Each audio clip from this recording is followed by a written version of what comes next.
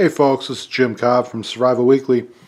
We're going to do a quick tabletop review of another steel will knife. This one is the Gekko 1533. It's a fixed blade knife.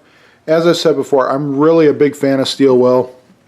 I think they're putting out some great product, good prices, great quality. Stuff really seems to stand up well under real world use.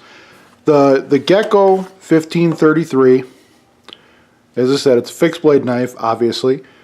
It's got the bright orange G10 scales.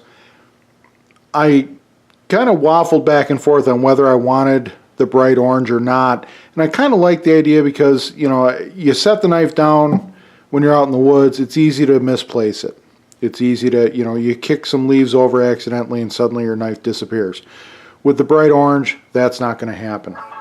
Overall length, we're looking at just a hair over 10 inches. The blade, just a hair over 5 inches. It's 0.16 inches thick. Does have the lanyard hole down at the butt. It's a full tang knife. You can see it goes all the way through end to end. It's N690CO steel. It's similar to 440C stainless. One thing I don't like right off the bat, it does not have the 90-degree spine.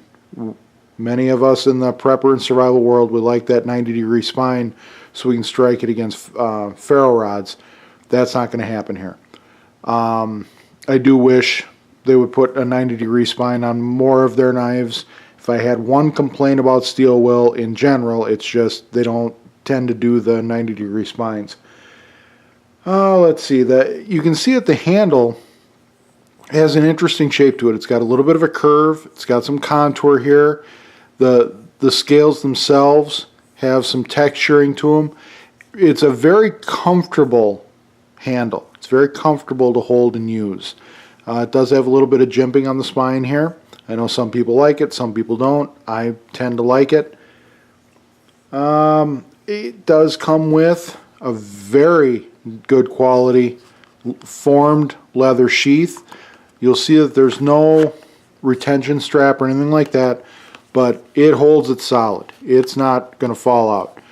The way the way the sheath is shaped, you've got something of a thumb rest here where you can push against it as you pull the knife out. It does have the belt loop on the back. The belt loop is very tight.